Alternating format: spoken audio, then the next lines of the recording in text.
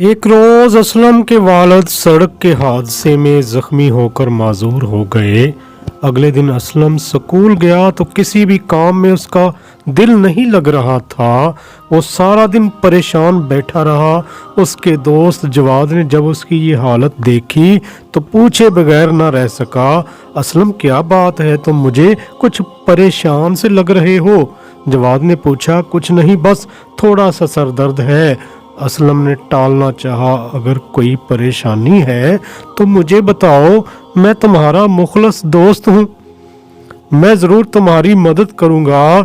जवाद से अपने दोस्त की परेशानी देखी ना गई तो उसने फिर पूछा। असलम ने सोचा कि वो अगर जवाद को अपना सारा मसला बता दे तो शायद इसके दिल का बोझ कुछ कम हो जाए।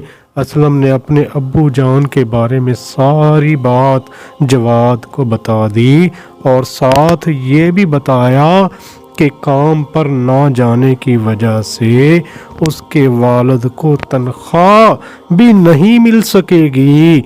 जवाद को असलम के वालिद के बारे में सुनकर बहुत दुख हुआ। मेरे दोस्त, तुम परेशान मत हो, मैं अपने अब्बू से बात करूँगा, वो ज़रूर तुम्हारे मसले का कोई हल निकाल लेंगे। जवाद ने अपने घर पहुंचकर अपने अब्बू को असलम के बारे में सब कुछ बता दिया। ये सब कुछ जानकर जवाद के अब्बू का दिल भी गम से भर गया और उन्होंने असलम की मदद करने का फैसला किया। अगले रोज़ इतवार की छुट्टी थी। अचानक असलम के घर के दरवाजे पर दस्तक हुई। असलम ने दरवाज़ा खोला तो सामने जवाद को अपने अब्बू के साथ खड़ा देखकर वो बहुत खुश हुआ और उनको अंदर ले आया। जवाद के अब्बू ने बात शुरू की और असलम के अब्बू को तसल्ली दी। आप बिल्कुल न घबराएं, जब तक आप मुकम्मल सेहतयाब नहीं हो जाते, घर के खर्च की तरफ से बेफिक्र हो जाएं। दवाओं का खर्च और असलम की फ़ीस का बंदोबस्त भी हो जाएगा।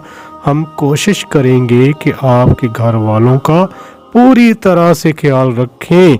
यह सुनकर असलम के अब्बू की आंखें आंसुओं से भर गईं और उन्होंने जवाद के अब्बू का बहुत शुक्रिया अदा किया और इससे असलम और जवाद की दोस्ती और मजबूत हो गई।